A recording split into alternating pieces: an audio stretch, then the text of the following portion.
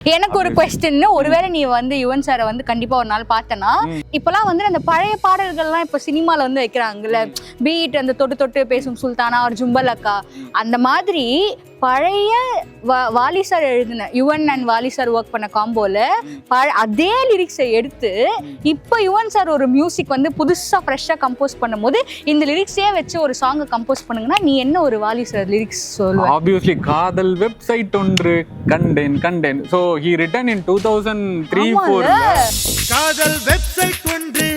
நீ இந்த காலத்துக்கு எடுத்தாலுமே அதுல சொன்ன ஹார்ட்வேர் சாஃப்ட்வேர் உள்ளம் கெட்டு போனதென்ன, சாஃப்ட்வேர் என்றே அது ஆனதென்ன. ஸோ ஹி ரோட் இவ்வளோ காலம் அப்பவே எழுதியிருக்காரு.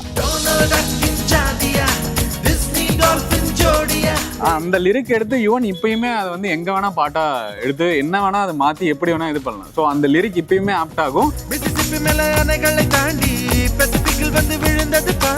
நீங்க 2050க்கு போனாலும் அந்த லிரிக் ஆப்ட் ஆகும். ஸோ எந்த எரானாலுமே அந்த பாட்டு வந்து யூனிக் டச். அதுக்கப்புறம் இந்த பாட்டு சொல்லுவேன், தாக்குதே கண்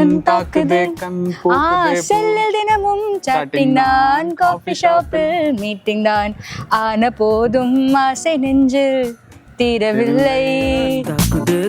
தாக்குதே கண்